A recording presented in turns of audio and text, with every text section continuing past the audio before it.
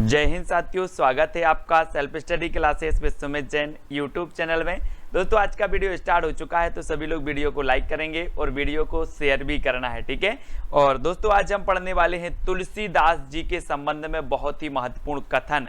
एक कथन आपका हर परीक्षा में पूछा जाता है तुलसीदास जी के संबंध में।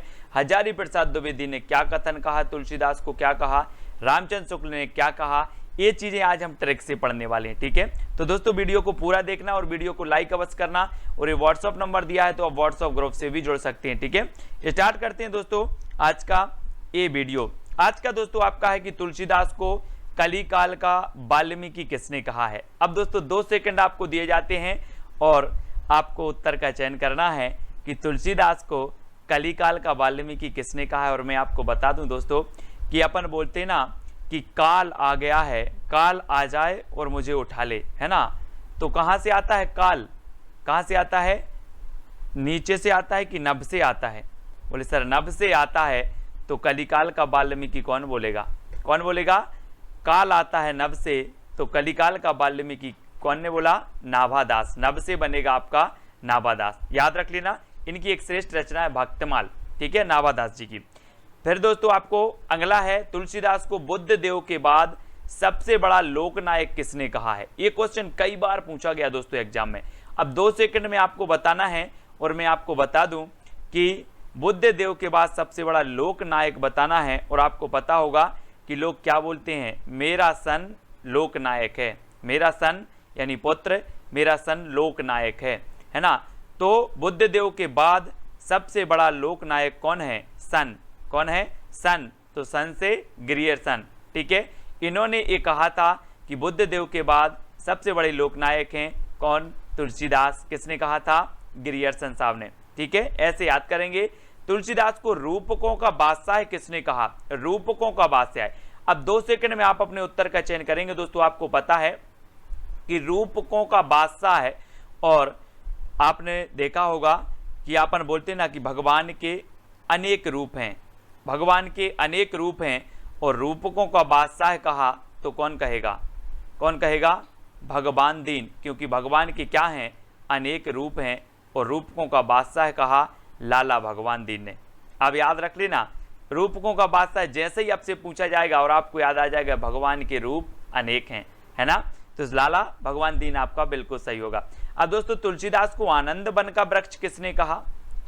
तो 4 विकल्प हैं और आपको पता है कि वन के वृक्ष में दोस्तों मधु बहुत मिलता है, मधु बहुत मिलता है और आनंद आता है। तो आनंद वन का, आनंद के वनों के वृक्ष में मधु मिलता है। क्या मिलता है, वन के वृक्षों में मधु मिलता है। और मधु मतलब शहद भी होता है, तो मधु मिलता है। तो डॉक्टर मधुसूदन सरस्वती ने कहा कि आनंद वन का वृक्ष। तो वन के वृक्षों में क्या मिलता है, मधु। तो आनंद वन का वृक्ष कौन बोलेगा, मधुसूदन सरस्वती, यानी सी नंबर आपका बिल्कुल सही हो जाएगा, ठीक है। बढ़ते हैं अगले क्वेश्चन की ओर दोस्तों। तुलसीदास को समन्वयवादी कवि किसने कहा, समन्वयवादी कवि। ये कथन किसका, उन्होंने कहा कि तुलसीदास समन्वयवादी कवि थे। अब ये कथन किसका है, आपको पता है दोस्तों। आप लोग बोलते हैं कि मैंने हजारों लोगों का समन्वय करवाया। क्या करवाया, हजारों लोगों का समन्वय करवाया। तो ये समन्वयवादी कवि कौन बोलेंगे, हजारों लोगों का समन्वय करवाया तो हजारी प्रसाद द्विवेदी। इन्होंने कहा कि तुलसीदास समन्वयवादी कवि थे। किसने कहा, हजारी प्रसाद द्विवेदी ने। क्योंकि हजारों लोगों का क्या करवाया, समन्वय करवाया, ठीक है। इस प्रकार से याद रखेंगे। अगला है दोस्तों, तुलसीदास को मानस का हंस किसने कहा। 4 विकल्प हैं और आपको पता है कि मानस का हंस यानी हम बोलते हैं कि हमारा मन तो चाहता है कि अमृत मिल जाए। हमारा मन या हमारा मानस क्या चाहता है, अमृत मिल जाए और इस जन्म मरण की जो झंझट है इससे मुक्ति मिल जाए, है ना। तो मानस चाहता है, मन चाहता है। तो मानस का हंस क्या चाहता है, अमृत मिल जाए। तो अमृतलाल नागर, है ना। इन्होंने दोस्तों तुलसीदास जी के जीवन पर आधारित इन्होंने मानस का हंस एक रचना है इनकी, अमृतलाल नागर साहब की, है ना। तो ये मानस का हंस किसने कहा, अमृतलाल नागर साहब ने, ठीक है। अगला है, तुलसीदास का काव्य समन्वय की विराट चेष्टा है। तो अभी हमने समन्वय के बारे में पढ़ा है कि तुलसीदास समन्वयवादी कवि थे और समन्वय करवाया हजारों लोगों का। तो तुलसीदास का काव्य समन्वय की विराट चेष्टा है, ये भी कौन बोलेंगे, कौन बोलेंगे, हजारी प्रसाद द्विवेदी, यानी कि आ नंबर आपका बिल्कुल सही हो जाएगा। ठीक है, ये नंबर। फिर अगला क्वेश्चन है, तुलसीदास भारतीय जनता के प्रतिनिधि कवि थे। अब ये चीज बताना दोस्तों, आपने पढ़ा होगा कि जनता की चित्तवृत्तियों है ना का जो भक्ति काल के उदय के बारे में जो रामचंद्र शुक्ल ने कहा है, और जनता के जो प्रतिनिधि थे वो कौन थे। आपने देखा होगा, रामायण भी आपने देखी। बोले सर राम तो जनता के प्रतिनिधि थे। क्या थे? राम जनता के प्रतिनिधि थे। तो हम बोलते हैं कि राम राज्य है ना, राम राज्य। ये जनता के प्रतिनिधि कौन थे? राम। तो राम से बनेगा क्या? रामचंद्र शुक्ल। इन्होंने कहा भारतीय जनता के प्रतिनिधि कवि थे तुलसीदास। किसने कहा? शुक्ल जी ने। ठीक है, अगला क्वेश्चन है दोस्तों, तुलसीदास को उत्प्रेक्षाओं का बादशाह किसने कहा है। और आपको पता है कि हमारे मन में विभिन्न प्रकार की उत्प्रेक्षाओं का उदय होता है, होता कि नहीं होता? बोले सर बहुत सारी उत्प्रेक्षाओं का उदय होता है। तो उत्प्रेक्षाओं का उदय होता है, तो उत्प्रेक्षाओं का बादशाह कौन बोलेगा? उदय होता है तो उदय भानु सिंह, है ना। उत्प्रेक्षाओं का क्या होता है? उदय। तो उत्प्रेक्षाओं का बादशाह भी कौन बोलेगा? उदय भानु सिंह। ठीक है, ये चीज याद रखनी दोस्तों, आपको याद हो जाएगी। और कभी पेपर में ये क्वेश्चन आ जाए और फिर बता देना कि सर मेरा गलत हो गया, मैंने एक बार बस आपका वीडियो देखा था और मेरा ये क्वेश्चन गलत हो गया। नहीं होगा साथियों, ये चीज आपको याद आएगी उत्प्रेक्षाओं, और वो ट्रिक भी याद आ जाएगी कि उत्प्रेक्षाओं का उदय होता है मन में। ये याद आ जाएगी, आप परीक्षा हाल में बैठ के देखना कभी, ये सारी ट्रिकें याद आएंगी।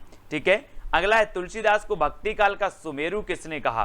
सुमेरु बताना है दोस्तों, और मैं आपको बता दूं सुमेरु से बना मेरु। मेरु पर्वत शिखर अपन बोलते हैं ना कि मेरु पर्वत शिखर। और आपको पता है कि जो मेरु होते हैं, ऊंचे ऊंचे पर्वत शिखर होते हैं, जब हम नीचे से देखते हैं तो ऐसे लगते हैं कि ये जो मेरु हैं वो नभ को छू जा रहे हैं, नभ को छुए जा रहे हैं। कौन? मेरु। तो सुमेरु, मेरु से बनेगा सुमेरु, नभ को छुए जा रहे हैं। तो सुमेरु कौन बोलेगा? नभ को से बनेगा नाभा दास। भक्ति काल का सुमेरु कहा है, कलिकाल का कवि कहा है नाभा दास जी ने। ठीक है, तो 7 नंबर याद रख लेना। बोले सर काल भी नभ से आता है और सुमेरु भी ऐसे लगते हैं कि जैसे नभ को छुए जा रहे हों। तो नभ से नाभा दास, यानी 7 नंबर आपका बिल्कुल सही होगा। ठीक है, तुलसीदास भारतवर्ष के लोक नायक हैं, भारतवर्ष के लोक नायक हैं, ये आपको बताना है। और बोले ये हम नहीं कह रहे, दुनिया कह रही। ये हम नहीं कह रहे, दुनिया कह रही। भारतवर्ष के लोक नायक हैं कौन? तुलसीदास। दुनिया कह रही मतलब हजारों लोग कह रहे, है ना। क्या कह रहे हैं?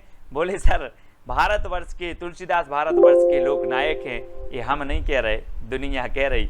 ठीक है, तो दुनिया कह रही मतलब हजारों लोग बोल रहे। तो हजारी प्रसाद द्विवेदी, इसको याद रख लेना। लेकिन बुद्ध देव के बाद जो लोकनायक हैं वो किसने कहा है? वो ग्रियर्सन ने कहा। ठीक है, लोकनायक। तो लोकनायक में कंफ्यूज नहीं होना, यहाँ भारतवर्ष की बात आई है। भारतवर्ष में हजारों लोग हैं, इसलिए भारतवर्ष के लोकनायक कौन है? हजारों लोग हैं। तो हजारी प्रसाद द्विवेदी ने ये कथन कहा था। ठीक है, अगला है, तुलसीदास को अकबर से भी महान एवं अपने युग का महान पुरुष किसने कहा? अकबर से भी महान और अपने युग का महान पुरुष किसने कहा? बहुत बढ़िया बात की है, और इस बात को आप स्मृति में बैठा लेना। काय में बैठा लाना? स्मृति में बैठा लेना। तो स्मृति से क्या होगा? स्मित। बोले सर स्मित ने कहा है कि तुलसीदास को अकबर से भी महान एवं अपने युग का जो है महान पुरुष कहा है। किसने? स्मित साहब ने, यानी बी नंबर आपका बिल्कुल सही हो जाएगा। ठीक है, उस युग में किसी को तुलसी के समान सूक्ष्म दर्शनी और सार ग्रहणी दृष्टि नहीं मिली थी। अब देखना दोस्तों, सूक्ष्म दर्शनी और सार ग्रहणी, ऐसी सार ग्रहणी दृष्टि कि जो हजारों कोसों तक देख सकती थी। क्या देख सकती थी? बोले सर ऐसी सूक्ष्म दर्शनी, ऐसी सार ग्रहणी दृष्टि मिली कि वो हजारों कोसों तक देख सकती थी। हजारों से बनेगा क्या? हजारी प्रसाद द्विवेदी, है ना। हम बोलते ना कि हमारी दृष्टि 1 किलोमीटर तक देख सकती है, लेकिन तुलसीदास के समान सूक्ष्म दर्शनी सार ग्रहणी दृष्टि नहीं मिली थी, ऐसी दृष्टि नहीं मिली थी। इनकी दृष्टि कैसी थी फिर? बोले सर तुलसीदास की दृष्टि ऐसी थी जो हजारों कोसों तक, हजारों वर्षों तक देख सकती थी। यानी ये नंबर आपका बिल्कुल हजारों से बनेगा, हजारी प्रसाद द्विवेदी। ठीक है, भारतवर्ष का लोकनायक हम नहीं कह रहे, दुनिया कह रही। दुनिया कह रही मतलब हजारों लोग कह रहे, तो हजारी प्रसाद द्विवेदी, ये भी आपको याद रख लेना। तुलसीदास लोकनायक के कवि थे, हजारी प्रसाद द्विवेदी। ठीक है, अगला है कविता करके तुलसी न लसे, कविता ही लसी पा तुलसी की कला पंक्ति। और आपको पता है कविता करके तुलसी न लसे, और दोस्तों आपको पता है कि तुलसीदास ने अयोध्या के राजा जो राम थे, अयोध्या के जो राजा राम थे, उन पर ज़्यादा कविताएं लिखी। किसने? तुलसीदास ने। कहाँ के राजा? अयोध्या। तो कविता करके तुलसी न लसे, कविता ही लसी पा तुलसी की कला पंक्ति। तो अयोध्या के राजा राम की पंक्ति इन्होंने भक्ति की है। तो अयोध्या सिंह उपाध्याय हरिओद, अयोध्या सिंह उपाध्याय हरिओद की ये पंक्ति है, बहुत ही बढ़िया। इन्होंने कहा कि कविता करके तुलसी न लसे, कविता ही लसी पा तुलसी की कला पंक्ति। ठीक है, अगला है तुलसीदास को जातीय जागरण का कवि किसने कहा? दोस्तों अब यहाँ पर 4 विकल्प हैं आपके, और जातीय जागरण का कवि हजारी प्रसाद द्विवेदी, अयोध्या सिंह उपाध्याय हरिओद, रामविलास शर्मा या फिर ग्रियर्सन। और दोस्तों आपको पता है कि जागरण करके हमें क्या नहीं करना? क्रीड़ा नहीं करना, क्रीड़ा, है ना? क्या नहीं करना? क्रीड़ा। विलास मतलब होता है क्रीड़ा, और हमें जागरण करके क्रीड़ा नहीं करना है, विलास नहीं करना है। ठीक है, तो जातीय जागरण का कवि विलास से बनेगा रामविलास शर्मा, इन्होंने जातीय जागरण का कवि कहा है, ये चीज आपको याद रखनी। ठीक है, अगला है यह एक कवि ही हिंदी को प्रौढ़ साहित्यिक भाषा सिद्ध करने के लिए काफी है, इनकी वाणी की पहुंच मनुष्य के सारे भावों व्यवहारों तक है। ये कथन किसका है? हजारी प्रसाद द्विवेदी का, अयोध्या सिंह उपाध्याय हरिओद का, शुक्ल जी का या फिर ग्रियर्सन का। अब इतना लंबा चौड़ा कथन कौन बोल सकता है? कौन बोलेगा? रामचंद्र शुक्ल जी। इन्होंने तुलसीदास जी के बारे में लिखा कि है एक ही कवि हिंदी को प्रौढ़ साहित्यिक भाषा सिद्ध करने के लिए काफी है, इनकी वाणी की पहुंच मनुष्य के सारे भावों व्यवहारों तक है। ये कथन है रामचंद्र शुक्ल जी का, यानी सा नंबर आपका बिल्कुल सही हो जाएगा। ठीक है, अगला है दोस्तों तुलसी को अनुप्रास का बादशाह किसने कहा है? अब 4 विकल्प है अनुप्रास का बादशाह, और अनुप्रास की बात आती है तो हम बोलते हैं कि सर जहां पर लगातार एक से अधिक बार अगर एक ही वर्ण आता है तो क्या होता है? अनुप्रास अलंकार होता है। एक ही वर्ण आता है और हम यहाँ पर क्या कर दे रहे हैं? यहाँ पर लिख दे रहे हैं राम राम। अब एक ही वर्ण आ रहा है, एक ही वर्ण आ रहा है लगातार, राम राम राम, एक ही वर्ण आ रहा है तो राम से बनेगा रामचंद्र शुक्ल, है ना? और अनुप्रास की हमने परिभाषा जान ली पहले कि अगर एक ही वर्ण आए लगातार तो अनुप्रास अलंकार आपका हो जाता है। ठीक है, बार बार वर्णों की, एक ही वर्णों की बार बार आवृत्ति हो तो, है ना? तो ये अनुप्रास का बादशाह कहा है रामचंद्र शुक्ल जी ने। ठीक है, ये भी आपको याद रखनी है। फिर दोस्तों तुलसी की भाषा पुरानी बैसवाड़ी है, ये कथन किसका है? बताना है। और ये बैसवाड़ी, पुरानी बैसवाड़ी जो कहा है वो कहा है अंग्रेज भाषा वैज्ञानिक बिम्स ने। किसने कहा है? बिम्स ने कहा है ना? ये चीज भी आपको याद रख लेना है। अब ये अंग्रेज भाषा वैज्ञानिक थे, अब इनको क्या समझ में आए कि बैसवाड़ी थी कि कैसी थी? इन्होंने कहा कि तुलसी की भाषा पुरानी बैसवाड़ी थी, है ना? बैसवाड़ी किसने? अंग्रेज भाषा वैज्ञानिक बिम्स ने। इस प्रकार से सा नंबर आपका बिल्कुल सही हो जाएगा। ठीक है, अगला है तुलसीदास हिंदी काव्य गगन के सूर और चंद्र हैं, ये किसने कहा है? तुलसीदास हिंदी काव्य गगन के सूर और चंद्र हैं, ये कौन बोलेगा दोस्तों? आपको पता है ये कथन, ये जो है ये पूछा भी गया है कि तुलसीदास हिंदी काव्य गगन के सूर और चंद्र हैं, और ये कथन है किसका? शुक्ल जी का, रामचंद्र शुक्ल, यानी कि सी नंबर आपका बिल्कुल सही हो जाएगा। तो दोस्तों तुलसीदास जी के जो कथन हैं, तुलसीदास से संबंधित जो कथन हैं वो हमेशा परीक्षाओं में पूछे जाते हैं, और आज हमने आपको याद करवाने का प्रयास किया है। हो सकता है मेरी ट्रिक आपको अच्छी ना लगे, लेकिन आपको मैंने जो नॉलेज दिया है, जो प्रश्न आपको दिए हैं, है ना, वो बहुत इंपॉर्टेंट हैं, आपको याद करना है। आप पढ़ कर के समझ जाते हैं, पढ़ कर के याद आपको हो जाता है तो बढ़िया है, नहीं हो पाता ट्रिक से होता है तो ट्रिक से याद करें। मेरा उद्देश्य ये नहीं कि आप ट्रिक से ही करें, जैसे आपको होता है वैसे आप करें। मैं तो बताता हूँ कि जो मेरे छात्र हैं जिनको ट्रिक से याद होता है वो ग्रहण करते जाएं। ठीक है, और जो भी साथी हिंदी साहित्य के ग्रुप से नहीं जुड़े हैं वो हिंदी साहित्य के ग्रुप से जुड़ जाएं। आपको क्या करना है, मैं नंबर यहां पर लिख दे रहा हूं 9098609291। इस नंबर पर मैसेज करना है और आपको लिंक मिल जाएगी ग्रुप की, तो आपको ग्रुप से जरूर जुड़ना है। दोस्तों सबसे पहले आता है कि हंसावली।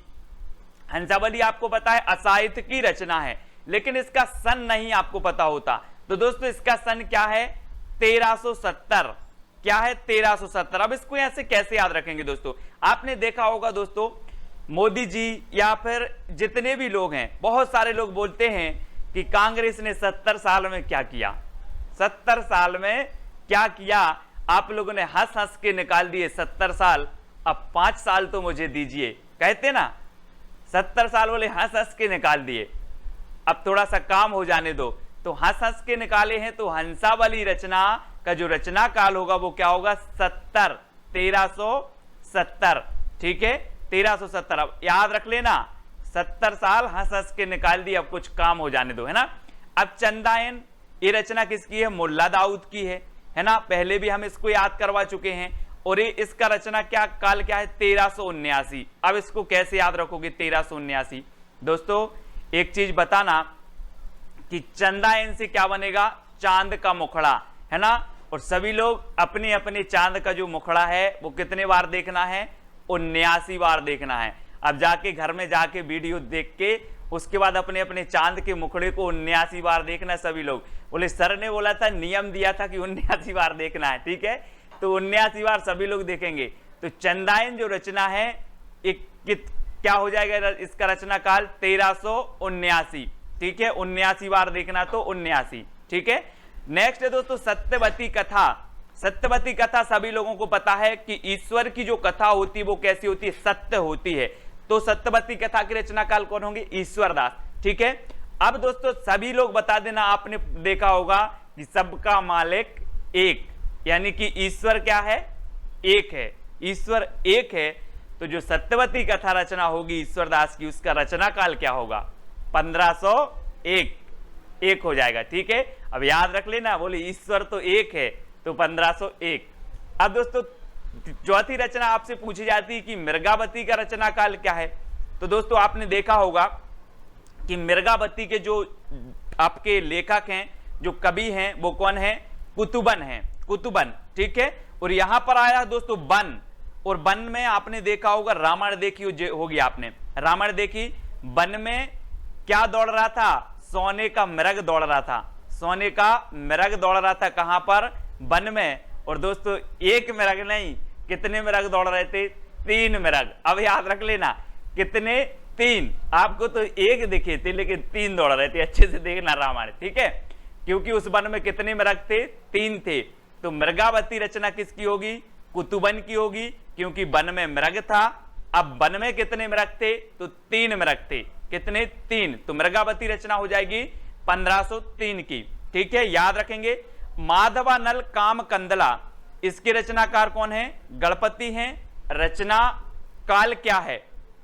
तो दोस्तों एक चीज बताना, माधवानल काम की जब बात आती है, क्या आती है, काम, और हम किसी भी काम की शुरुआत करते हैं तो हम बोलते हैं कि श्री गणेश करो, क्या करो, श्री गणेश करो। तो माधवानल काम कंदला, काम की शुरुआत करते तो श्री गणेश, तो ये किसकी होगी, गणपति की होगी। अब याद रख लेना, ये गणपति की भी है, आलम की भी है और कुशल लाभ की भी है, 3 लोगों की रचना है माधवानल काम कंदला। लेकिन जो गणपति की है वो क्या है, 1927 की है, 27 याद रख लेना, क्योंकि 27 साल तक गणपति की कृपा से बालक को बोला जाता है कि आप पढ़ाई करो, कब तक, 27 साल तक, उसके बाद बेटा अब काम में लगना है, क्या करना है, काम। तो माधवानल काम कंदला जो गणपति कृत है ये 1527 याद रखना, ठीक है। चौथी आपसे पूछी जाती दोस्तों पद्मावत। तो पद्मावत किसकी है, जायसी की, और ये 1540 की है। अब इसको कैसे याद रखोगे दोस्तों, मैं आपको बता दूं कि जो पद्मावत है, ये पद्मावत हिंदी का प्रथम प्रमाणिक महाकाव्य माना जाता है ना। और इसके जो रचनाकार कौन है, जायसी हैं, ठीक है, मलिक मोहम्मद जायसी साहब हैं। और इसका रचना काल है 1540। पद्मा से, पदम से क्या होता है दोस्तों, पदम, पदम मतलब पैर, और पैर से जायसी कितने किलोमीटर, 40 किलोमीटर, कितने, 40। तो पद्मावत का जो रचना काल होगा वो कितना होगा, 1540, ठीक है, क्योंकि 40 किलोमीटर जायसी, कैसे, गाड़ी से नहीं, पदम यानी पैर से, ठीक है, हो गया। रूप मंजरी बताना दोस्तों, रूप मंजरी मैंने आपको कई बार याद करवाया, रूप मंजरी ये नंददास की रचना है ना, और 1568 की है। अब इसको कैसे याद रखोगे, आप भूल जाते, बोले सर मैं तो भूल गया, ठीक है, अब नहीं भूलोगे। एक बार क्या हुआ, एक बहू की क्या थी, नंद थी, और नंद भी अड़ गई। काय के लिए अड़ गई, रूप के लिए। बोले हमें भी अच्छा रूप चाहिए, सुंदर रूप। काय के लिए अड़ गई नंद, रूप के लिए अड़ गई। तो रूप मंजरी जो रचना है वो नंददास की हो जाएगी, और अड़ गई तो 1568। ठीक है, तो 1568 इसका रचना काल हो जाएगा। अब मैं आपसे कभी भी पूछूंगा कि रूप मंजरी का रचना काल क्या है, बोले सर रूप के लिए नंद अड़ गई तो 68। अब सीधा सा तो है, इसमें क्या याद करना। ठीक है, बाद में आपका टेस्ट भी होने वाला है ना, आपसे पूछे जाएंगे प्रश्न, इसलिए मैं पहले आपको ट्रिक से बता रहा हूं और बाद में टेस्ट करवाऊंगा तो आपका क्लियर हो जाएगा। अब आपको बताना दोस्तों छिताई वार्ता। अब छिताई वार्ता आपको पता है कि छिताई से आया ताई, और ताई उसे कहा जाता है। दोस्तों अब एक बात बताना कि किसी 15 साल की लड़की को आप ताई बोल दोगे, नहीं बोलोगे ना। आप 90 साल की जो क्या होगी, औरत होगी, उसे आप ताई बोलोगे, बोले ताई है मेरी। तो छिताई वार्ता का रचना काल क्या होगा, 1590, क्योंकि 90 साल की औरत को हम ताई बोलेंगे। और आपको पता है दोस्तों कि जो ताई होती हैं वो कथा सुनाती, बोले बेटा नारायण की कथा सुनो। काई की कथा सुनो, नारायण जी की। तो नारायण दास की ये रचना हो जाएगी, कौन सी, छिताई वार्ता। ताई आया है तो ताई 90 साल की हैं, और ताई नारायण दास की कथा सुना रही हैं। ठीक है, तो नारायण दास। चित्रावली देखो दोस्तों, चित्रावली सभी को पता है उस्मान की रचना है, लेकिन इसका रचना काल आपको पता होनी चाहिए। तो हम बोलते ना, जब हम चित्र बनाते हैं तो हम बोलते यार तेरा चित्र बहुत अच्छा बना है, तेरा चित्र बहुत अच्छा बना। तो चित्रावली का रचना काल क्या होगा, 1613। अब 13 चित्र बना है तो 1613, ऐसे याद रखना। रस रत्न इसके रचनाकार कौन है, पोहकर हैं, पोहकर कवि, याद रख लेना। और इसका रचना काल क्या है, 1618। दोस्तों आप रस लेने जाते हो, नींबू का रस लेने जाते हो और रतन लेने जाते हो, रस भी लेने गए और रतन लेने गए। बोले कितने में आया, बोले रस आया 16 में और रतन आए 18 में, तो दोनों को मिला दो 1618। अब रस रत्न का रचना काल क्या होगा, 1618, है ना। मैंने आपको भेजा यार, बहुत सारी क्लास हो गई, अब थोड़ा सा कुछ रस का हो जाए। आप लेने गए, बोले सर कितना का है, रस आया 16 का और 18 की रतन आई, तो 1618 रस रत्न। ठीक है, याद हो गया ना। अब दूसरा बताना, ज्ञानदीप। ज्ञानदीप के जो रचनाकार हैं वो शेख नबी हैं, है ना, सभी को पता है, मैंने आपको याद करवाया था। नबी से हो जाएगा नया, हम ज्ञान प्राप्त करते हैं, नबी ज्ञान प्राप्त करते, नया ज्ञान प्राप्त करते। तो ज्ञानदीप के शेख नबी, ठीक है। और 1619। अब एक चीज बताना दोस्तों कि जो 16 साल से 19 साल की उम्र रहती है एक बालक की, किशोरावस्था की रहती है, और किशोरावस्था में अगर आपने उसको अच्छा ज्ञान नहीं दिया तो वो गलत रास्तों में चला जाता है। इसलिए 16 से 19 साल के बालक को ज्ञान देना है। क्या देना है, ज्ञान। तो ज्ञानदीप का रचना काल क्या होगा, 16 से 19। बोले 16 से 19 बोला था सर ने, तो 1619। ठीक है, इसको याद रखेंगे। फिर तीसरा पूछा जाता है दोस्तों, हंस जवाहर, ये किसकी रचना है। तो अब आपको याद रख लेना है, मैंने जवाहर लिए, कुछ बहुत सारे जवाहर लिए और मैंने रख दिए, और मैं कहीं गया और वापस आया और मैंने आप लोगों से पूछा कि जवाहर कहां गए, तो आपने कहा सर हंस खा गए। मैंने कहा 1731 जवाहर हंस खा गए। बोले कसम से सर हंस जवाहर खा गए, है ना। कितने खा गए, 1731 जवाहर हंस खा गए। तो हंस जवाहर की रचनाकार कसम यानी कि कासिम शाह है, और कितने जवाहर, 1731 जवाहर। तो हंस जवाहर रचना कासिम शाह की है और 1731 इसका रचना काल है, ऐसे याद करना। ठीक है, फिर अब दोस्तों इंद्रावती है। इंद्रावती रचना सभी को पता है नूर मोहम्मद की है। इंद्रावती रचना नूर मोहम्मद की और 1744 इसका रचना काल है। अब दोस्तों एक बार क्या हुआ, एक व्यक्ति बोलता है मेरी इंद्रावती बिल्कुल नूर के समान है। कैसी है, बिल्कुल नूर के समान है। तो बोले चबा लो उसको, क्या बोले, चबा लो उसको। तो इंद्रावती नूर के समान है तो नूर मोहम्मद की रचना है, और चबा लो तो 44 यानी कि 1744 की ये रचना हो जाएगी। ठीक है, ऐसे याद रख लो। बोले चबा लो नहीं यार, मैं उससे बहुत अनुराग करता हूं, मैं 64 साल का हो गया लेकिन उससे अनुराग करता हूं। तो उनकी रचना एक अनुराग वांसुरी है, वो कितनी की है? 1764 की। अब याद रख लेना, इंद्रावती नूर के समान है, तो बोले इंद्रावती को चबा लो तो 44, ठीक है। अब चबा लो तो 44, और बोले हम उससे अनुराग करते हैं, भले हम 64 साल के हो गए, तो 1764 अनुराग वांसुरी नूर मोहम्मद की रचना है, याद रखेंगे। दो रचना और हैं, याद रखना है, जो यूसुफ जुलेखा। यूसुफ जुलेखा दोस्तों शेख निसार की है, और हमने ऊपर पढ़ा था कि ताई 90 साल की हो गई है ना, और 90 साल की हो गई तो लेखा जोखा नहीं रख पाती अब, है ना। 90 साल का लेखा जोखा कौन रखेगा?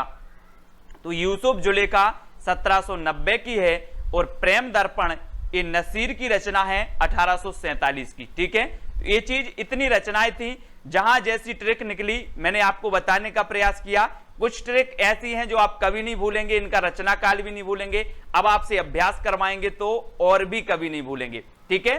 तो सभी लोग अब वीडियो को लाइक करेंगे और वीडियो को शेयर करना है। और फर्स्ट प्रश्न आपसे पूछा जाता है कि हिंदी के प्रथम सूफी कवि कौन है? 4 विकल्प हैं आपके सामने, आपको उत्तर बताना है। ऐसे पूछा जाता है दोस्तों, तब आपका उत्तर क्या होता है? क्या होता है? मुल्ला दाऊद। क्या हो जाता है आपका उत्तर? मुल्ला दाऊद। हिंदी के प्रथम सूफी कवि कौन है? मुल्ला दाऊद। अब सूफी की बात हो रही है दोस्तों, तो कोई दाऊ होगा, है ना। दाऊद आपने सुना होगा, अब्राहम दाऊद, है ना, तो दाऊ ही होगा साहब। तो दाऊद, मुल्ला दाऊद अधिकांश लोगों को पता है, ठीक है।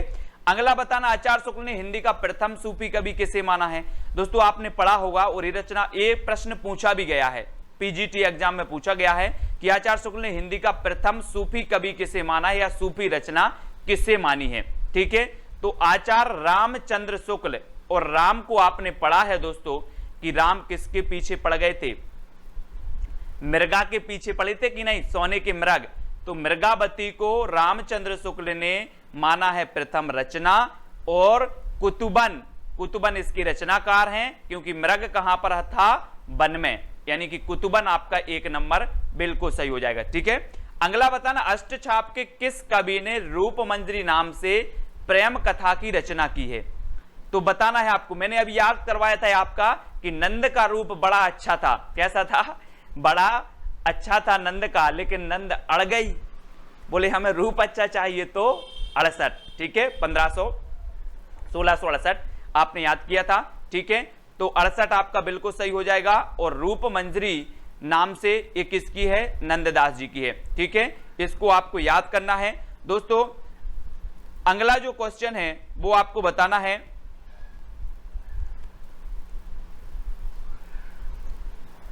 अगला है असाहित की हंसावली का रचना काल क्या है? असाहित की हंसावली बताना है ना। ये जो रूपमंजरी है 1568 की है, ठीक है, 1568 याद रख लेना रूपमंजरी का, ठीक है। असाहित की हंसावली का रचना काल क्या है? तो 4 विकल्प हैं। आपने कहा था कि सर 70 साल हंस हंस के निकाल दिए, यहां जानी लीवर देखो बोल रहे हैं यार 70 साल निकाल दिए हंस हंस के, क्या है?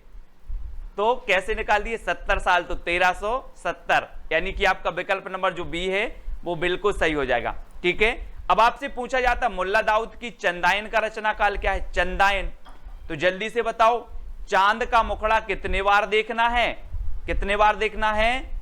79 बार। 79 बार। तो चंदायन की रचना काल कौन होंगे? ये रचना काल क्या होगा? 1379, ठीक है। अब आपको याद आ रहा है कि नहीं आ रहा? आएगा। ईश्वरदास कृत सत्यवती कथा का रचना काल क्या है?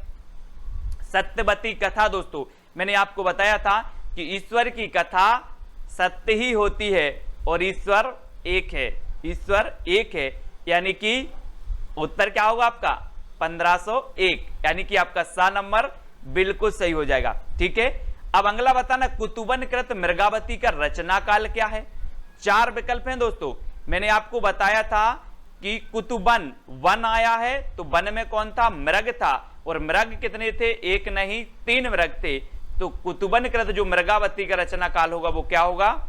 1503, ठीक है, 1503, यानी विकल्प नंबर डी आपका बिल्कुल सही हो जाएगा।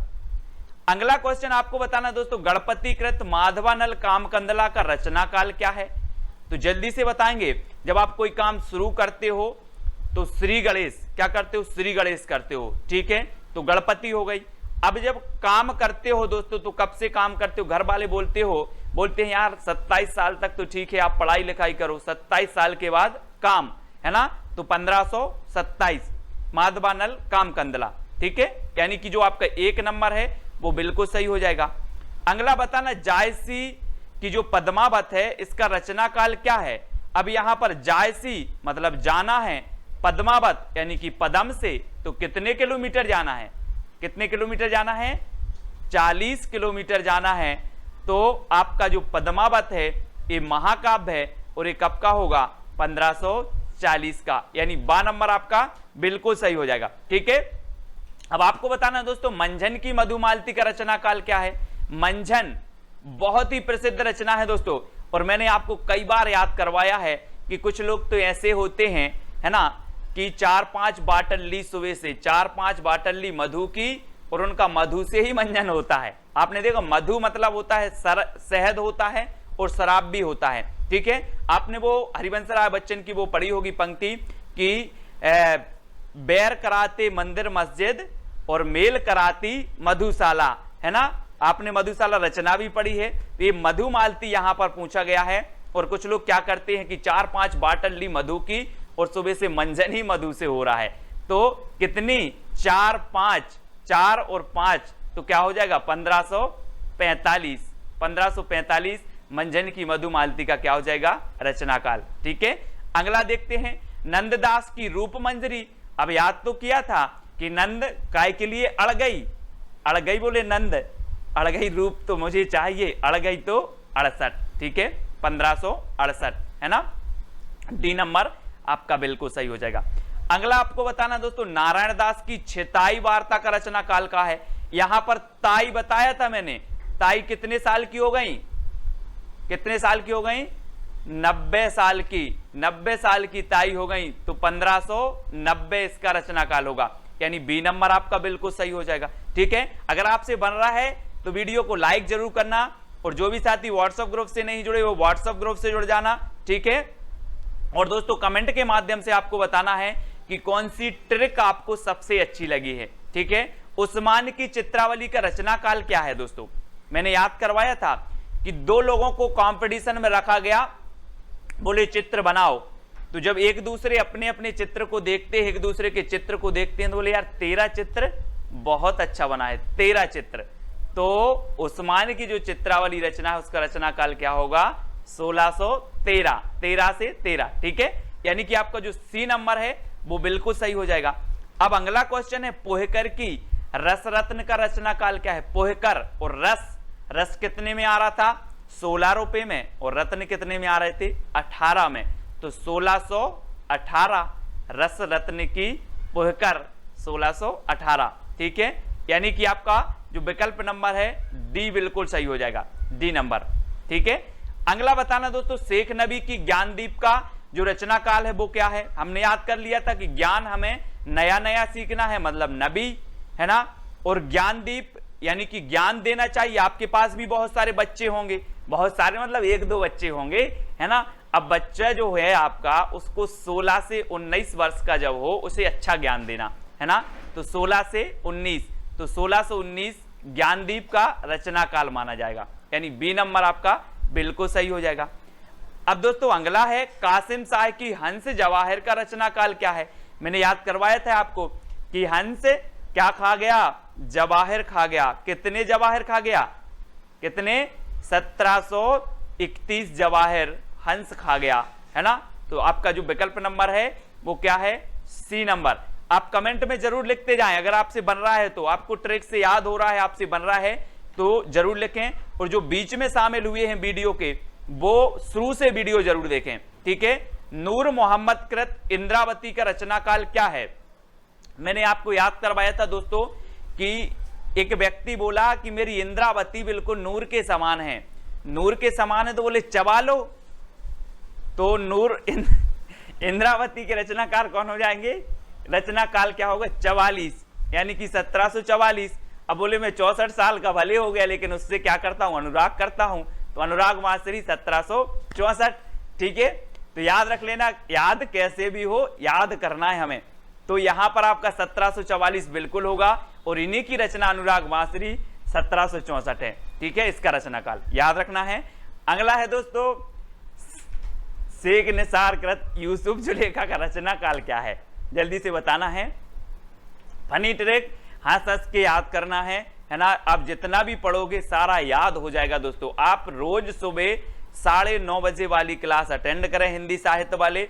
अब जितना भी पढ़ोगे कभी नहीं भूल जाओगे, भूल ही नहीं सकते जिंदगी में।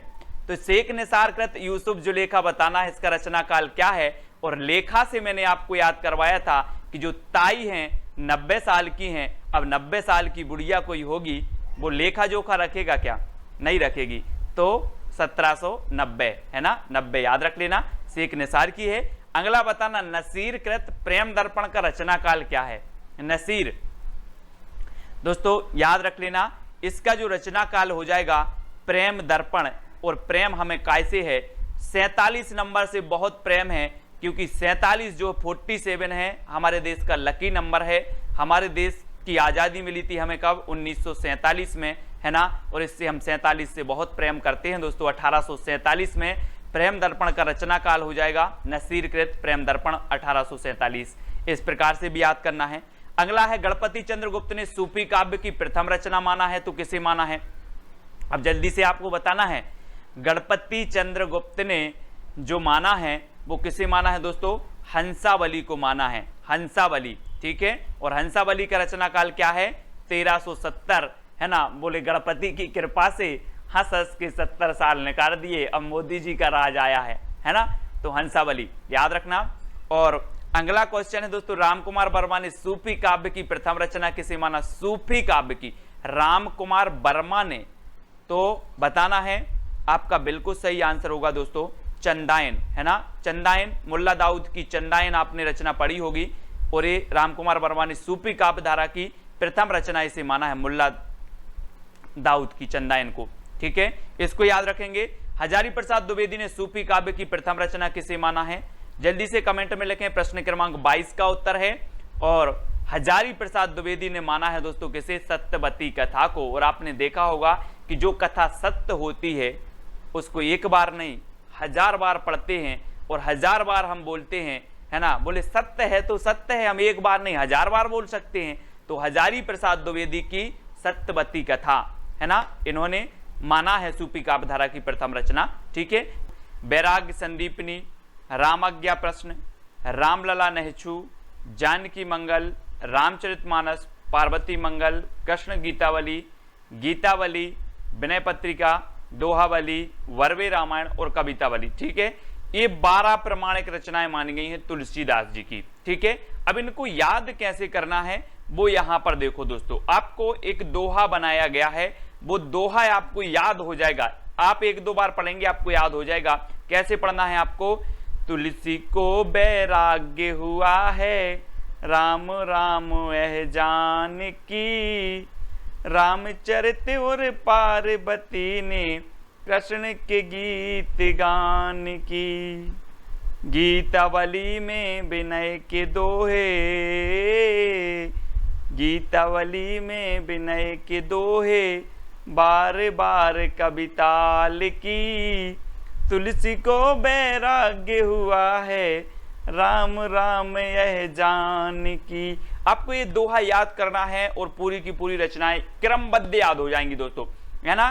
तुलसी से आपका तुलसीदास बन जाएगा, बैराग्य से आपका क्या हो जाएगा, बैराग्य संदीपनी, है ना, याद रख लेना। रामज्ञा प्रश्न, रामलला नहछू, ठीक है, जानकी मंगल, रामचरितमानस, पार्वती मंगल, कृष्ण गीतावली, है ना, गीतावली, विनय पत्रिका, दोहावली और बरबे रामायण, बार बार से बरबे रामायण और कवितावली, ये आपको याद रख लेना है। और तुलसीदास की जितनी भी रचनाएं हैं, 12 रचनाएं जो प्रमाणिक मानी गई हैं, वो आपको क्रमबद्ध याद होंगी दोस्तों। ठीक है, तो ये दोहा कैसा लगा कमेंट के माध्यम से जरूर आपको बताना है। और बड़े अच्छे से आपको पढ़ना है कि तुलसी को बैराग्य हुआ है, राम राम यह जानकी, रामचरित और पार्वती ने कृष्ण के गीत गान की, गीतावली में विनय के दोहे, ओ गीतावली में विनय के दोहे, बार बार कविता लिखी, तुलसी को वैराग्य हुआ है, राम राम यह जान की। ये आपको याद करना है और पूरी क्रमबद्ध रचना याद हो गई। दोस्तों कमेंट के माध्यम से जरूर बताना ये ट्रिक आपको कैसी लगी, ठीक है। अब याद करना है दोस्तों अवधी भाषा में रचना ट्रिक, अवधी भाषा में इनकी कौन सी रचनाएं हैं, ठीक है। तो मैं आपको एक बहुत अच्छी चीज बता रहा हूं कि इनकी जो रचनाएं हैं 12 रचनाएं, 12 रचनाओं में जिन रचना में राम आए और मंगल आए, राम और मंगल आए, वो किस भाषा में होंगी, अवधी भाषा में, ठीक है। जैसे यहां पर देखो रामज्ञा में राम आया तो अवधी, रामलला नेचू में राम आया तो राम अवधी, ठीक है। जानकी मंगल में मंगल आया तो अवधी, रामचरित में राम आया तो अवधी भाषा, है ना। पार्वती मंगल में मंगल आया तो अवधी भाषा, बरबे रामायण में राम आया तो अवधी भाषा। तो आपको सीधा सा याद करना है कि इनकी जौन सी भी रचनाओं में 12 में से जौन सी रचनाएं हैं, अगर राम और मंगल आता है तो वो अवधी भाषा में है, ठीक है। बाकी की ब्रज भाषा में है। अब तो याद नहीं करना, आपको कोई कोड नहीं करना, कोई कुछ नहीं करना, है ना। लेकिन ब्रज भाषा भी कोड अब आपको याद करना है कि विनय के बैराग में 4 बलि, विनय के बैराग में 4 बलि। तो विनय से क्या हो जाएगा आपका विनय पत्रिका, बैराग में बैराग संदीपनी, 4 बलि यानी कि कृष्ण गीतावली, गीतावली, दोहावली और कवितावली, ये 4 बलि हैं दोस्तों। विनय के बैराग में 4 बलि। लेकिन अब आपको टेंशन नहीं लेना, ब्रज भाषा की भी याद हो गई आपको और आपको अवधी भाषा की भी याद हो गई, ठीक है।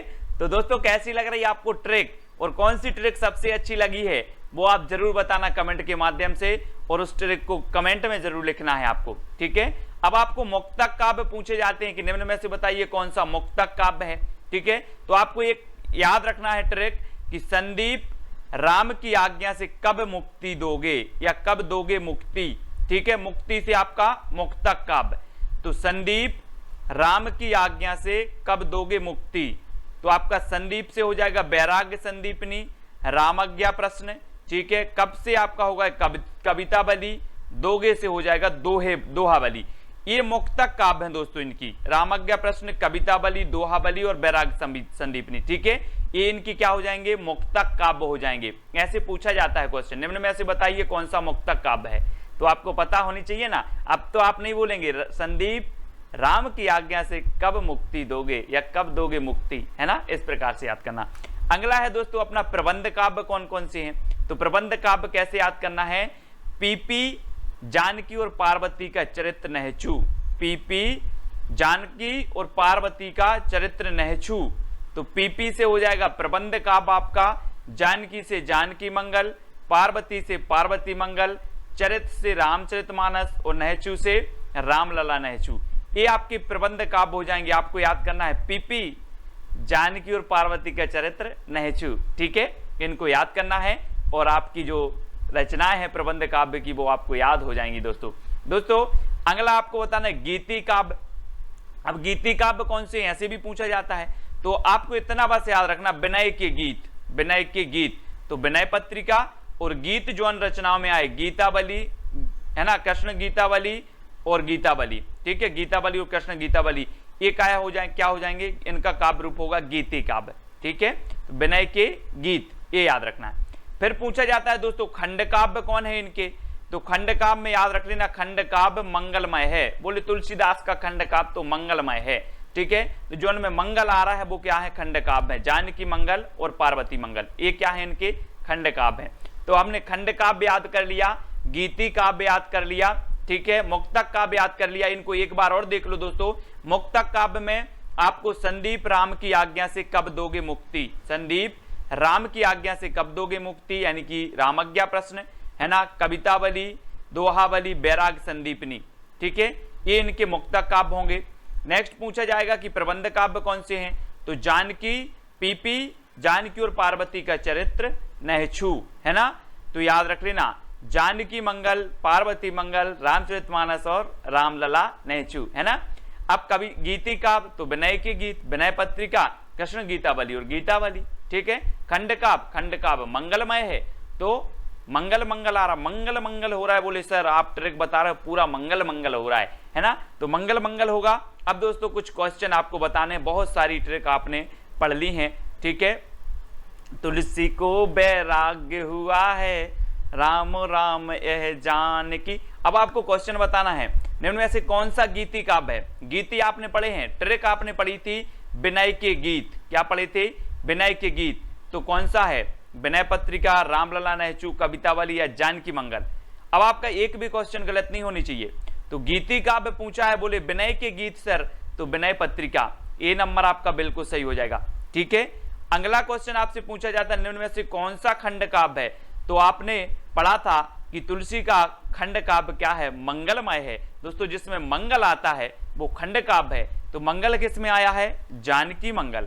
तो मंगल इसमें आ गया, तो आपका डी नंबर बिल्कुल सही हो जाएगा। ठीक है, अगला है दोस्तों कि निम्न में से कौन सी रचना अवधि में है। अवधि में बताना है, अवधि। तो अवधि में हमने पढ़ा था कि जिनमें राम आए और मंगल आए वो अवधि। तो देखो राम और मंगल किस में आया है? जी हाँ, आपने देखा कि इसमें भी नहीं आया, इसमें राम आया, मतलब ये किसकी भाषा किसकी हो गई? अवधि की हो गई, बाकी ब्रज की। ठीक है, तो दोस्तों आपको याद हुआ कि नहीं हुआ बता देना कि सर बहुत अच्छी ट्रिक है ना। निम्न में से कौन सी रचना ब्रज भाषा में नहीं है। अब ब्रज की हमने ट्रिक पढ़ी थी दोस्तों, क्या पढ़ी थी ब्रज की ट्रिक? जल्दी से बताओ, फटाक से आपको बताना है। आपने देखा था सबसे पहले तो आपको अवधि की आपने पढ़ ली कि राम और मंगल आए तो अवधि, बाकी ब्रज। तो देखो इसमें आपका क्या क्या हो जाएगा? इसमें भी राम नहीं आया, इसमें भी राम नहीं आया, इसमें भी राम नहीं आया, इसमें जानकी मंगल आ गया। तो ये ब्रज की नहीं, ये तो अवधि की है, बाकी क्या की है? आपकी ब्रज भाषा की है। ठीक है, तो याद रख लेना है आपको, है ना, कि ये काय की है? ये अवधि की है, बाकी ब्रज की है ना। तो ये तो आपने याद कर ली दोस्तों। अगला आपको बताना है दोस्तों कि निम्न में से कौन सी रचना मुक्तक काव्य है। मुक्तक काव्य हमने पढ़ा था, क्या पढ़ी थी? इसकी ट्रिक क्या पढ़ी थी? जल्दी से बताओ। संदीप राम की आज्ञा से कब मुक्ति दोगे। संदीप से आपकी बैराग संदीपनी बनी थी, राम की आज्ञा से रामाज्ञा प्रश्न बनी थी, कब से आपकी कविता बलि बनी थी। यानी कि मुक्तक काव्य क्या है? सभी हैं, यानी डी नंबर आपका क्या हो जाएगा? सही हो जाएगा। ठीक है, अगला क्वेश्चन है दोस्तों रामचरितमानस में कितने कांड हैं। तो कांड बताना है, तब आपको बिल्कुल सही पता है कि रामचरितमानस में जो कांड हैं वो 7 कांड हैं। और रामचरितमानस हमें जिंदगी भर साथ देगी, क्योंकि रामचरितमानस से हम राम के चरित्र को स्मरण करते हैं, उनके गुणों को स्मरण करते, तो साथ देगी। तो 7 कांड ऐसे याद रखना है। अब दोस्तों इनके कौन कौन से कांड हैं? क्रमबद्ध कांड भी पूछे जाते हैं आपसे। बाल कांड, अयोध्या कांड, अरण्य कांड, किष्किंधा कांड, सुंदर कांड और लंका कांड और उत्तर कांड। ठीक है, तो सबसे पहले तो ये बताएं दोस्तों कि राम क्या थे? बालक थे। आपने देखा कि राम बालक थे, तो बालक राम का जन्म कहाँ हुआ? अयोध्या। ठीक है, अयोध्या में हुआ, तो सबसे बालक थे तो बाल कांड सबसे प्रथम अयोध्या में हुआ, तो अयोध्या कांड। ठीक है, अब अयोध्या से दोस्तों ने वनवास हुआ, तो वन को क्या बोलते हैं? अरण्य बोलते हैं। तो फिर तीसरा कांड कौन सा आएगा? अरण्य कांड। अब अरण्य जाना था, मतलब वन को जाना था, तो उन्होंने सोचा किसके पास जाएं, किसके पास जाएं वन में। तो जो आपका अगला कांड होगा वो किससे? किष्किंधा कांड। ठीक है, किसके पास जाएं? तो किष्किंधा कांड। अब दोस्तों देखो जब वन चले गए, बोले चलो तो अब किसी के कोई ना कोई तो मिलेगा। तो इनको बहुत सुंदर व्यक्तित्व के, है ना, अच्छे अच्छे लोग मिले। हनुमान जी मिले, सुग्रीव जी मिले, है ना। तो सुंदर व्यक्तित्व के बहुत अच्छे अच्छे व्यक्ति मिले, उनने दोस्ती की उनसे। ठीक है, तो सुंदर व्यक्तित्व के मिले तो सुंदर कांड। ठीक है, अब दोस्तों सुंदर व्यक्तित्व के मिले तो यहाँ के इसके बाद फिर क्या हो जाता है? सीता जी का हरण हो जाता है। सीता जी का हरण हो जाता है, तो लंका गए, तो लंका कांड, है ना। पहले मतलब ये है कि सीता जी का हरण हो गया, उसके बाद उनके दोस्त मिले, फिर लंका गए, लेकिन दोस्त मिले, सुंदर दोस्त मिले। ठीक है, तो सुंदर कांड। फिर दोस्तों के साथ वो लंका गए। ठीक है, तो लंका कांड। और जब लंका से लौट के आए तो उनको विभिन्न प्रकार के उत्तर देने पड़े, क्यों गए थे लंका, क्या किया लंका में, है ना, कैसे हुआ ये सब, तो विभिन्न प्रकार के उत्तर देने पड़े, तो उत्तरकांड। तो सीधी सी आपकी ट्रैक है कि राम बालक थे तो बाल कांड, राम अयोध्या में इनका जन्म हुआ तो फिर अयोध्या कांड, अयोध्या से इनको वनवास हुआ तो अरण्य कांड, अरण्य बोला जाता है वन को, अरण्य कांड। फिर अरंड में यानी वन में कहाँ जाएं, किसके यहाँ जाएं, किसके यहाँ जाएं तो किष्किंधा कांड। ठीक है, अब जब किसके यहाँ जाएं तो वहां पहुंच गए वन में, बोले चलो वन में कोई ना कोई तो मिलेगा, तो इन्हें सुंदर व्यक्तित्व के धनी मिले तो सुंदर कांड। ठीक है, और सुंदर व्यक्तित्व के धनी के साथ दोस्तों के साथ ये कहाँ गए, लंका, तो लंका कांड। और जब लंका से आए तो इन्हें विभिन्न प्रकार के प्रश्नों के उत्तर देने पड़े तो उत्तरकांड। ठीक है, अभी आपको क्रमबद्ध याद हो गए होंगे दोस्तों 7 कांड रामचरितमानस के, याद रख लेना, क्रमबद्ध पूछा जाता है। ठीक है, अगला बताना निम्न में से कौन सा प्रबंध काव्य है, तो प्रबंध काव्य कौन सा है, पार्वती मंगल, जानकी मंगल, रामचरितमानस या फिर सभी। तो प्रबंध काव्य आपने पढ़े हैं कि पीपी, जानकी और पार्वती का चरित्र नहछू, आपने पढ़ा है पीपी, जानकी और पार्वती का चरित्र नहछू। तो जानकी मंगल, पार्वती मंगल, रामचरितमानस और रामलला नहछू, ये क्या हैं, प्रबंध काव्य हैं, जिनमें से जानकी मंगल और पार्वती मंगल खंड काव्य हैं, है ना, ये चीज आपको पता है। ठीक है, तो सभी यहां पर आपका बिल्कुल सही हो जाएगा। तुलसी का संपूर्ण काव्य समन्वय की विराट चेष्टा है, ये किसने कहा दोस्तों, तो 4 विकल्प हैं, 4 में से हमें चयन करना है। और मैं आपको बता दूं दोस्तों कि आप जिंदगी भर निकल जाती है आप लोगों की, है ना, हमारे बुजुर्गों की जिंदगी निकल गई क्या करते करते, समन्वय करते करते, हजारों बार समन्वय किया। कितनी बार समन्वय किया, हजारों बार समन्वय किया। तो समन्वय की विराट चेष्टा कौन कहेगा, कौन कहेगा, हजारों बार किया तो हजारी प्रसाद द्विवेदी, यानी कि जो विकल्प नंबर ए है वो आपका बिल्कुल सही हो जाएगा, ए नंबर। ठीक है, अगला क्वेश्चन बताना, रामचरितमानस को लोक मंगल की साधना अवस्था का काव्य माना है तो किसने माना है। दोस्तों आपको पता है लोक मंगल का कवि कहा जाता है तुलसीदास जी को, है ना, और रामचंद्र जो शुक्ल थे सबसे ज्यादा प्रभावित थे किस रचना से, रामचरितमानस से। एक क्वेश्चन पूछा जाता है कि रामचंद्र शुक्ल किस रचना से सर्वाधिक प्रभावित थे, तो वो थी रामचरितमानस दोस्तों। ठीक है, तो रामचरितमानस को लोक मंगल की साधना अवस्था का काव्य कहा किसने, रामचंद्र शुक्ल ने, यानी आपका जो उत्तर होगा वो क्या होगा, बी नंबर हो जाएगा। ठीक है, अगला बताना, विनय पत्रिका का अन्य क्या नाम है। विनय पत्रिका जो ब्रज भाषा की है और इसका अन्य नाम क्या है, तो आपको याद रख लेना है दोस्तों, इसका अन्य नाम है विनयावली, राम गीतावली, यानी कि दोनों इसके अन्य नाम हैं। ठीक है, इनको याद रखेंगे। तो दोस्तों ये ट्रिक कैसी लगी, बहुत सारी ट्रिक मैंने बताई, कौन सी ट्रिक आपको अच्छी लगी वो आपको कमेंट में लिखना है, उस ट्रिक को भी कमेंट में लिखना है। और जितने भी साथी देख रहे हैं वो अपना कमेंट में क्या अपनी उपस्थिति दर्ज करवाएंगे, जितने भी हमारे साथी ग्रुप में जुड़े हैं वो कमेंट करके बताएंगे। कुछ लाइव देख रहे हैं तो लाइव, कुछ बाद में देख रहे हैं तो बाद में। ठीक है, कमेंट करके अपनी उपस्थिति बताएंगे। और एक प्रश्न, चैलेंज प्रश्न है जिसका उत्तर तो आपको बताना ही है, पार्वती मंगल का काव्य रूप क्या है। 4 विकल्प आपके सामने है, चैलेंज प्रश्न है, आपको इसका उत्तर लिखना ही है। ठीक है, तो गीति काव्य, खंड काव्य, मुक्तक काव्य, इनमें से कोई नहीं, इसका उत्तर सभी लोग बताएंगे। और जो भी साथी अभी तक व्हाट्सएप ग्रुप से नहीं जुड़े हैं उनके लिए ये नंबर दिया है 9098609291, ये नंबर है, आपको व्हाट्सएप ग्रुप से जुड़ना है, जहां पर आपको हिंदी साहित्य की संपूर्ण ट्रिकी वीडियो मिलेंगे दोस्तों, है ना, बहुत अच्छे से अध्ययन करेंगे। सभी लोग जुड़ जाएं।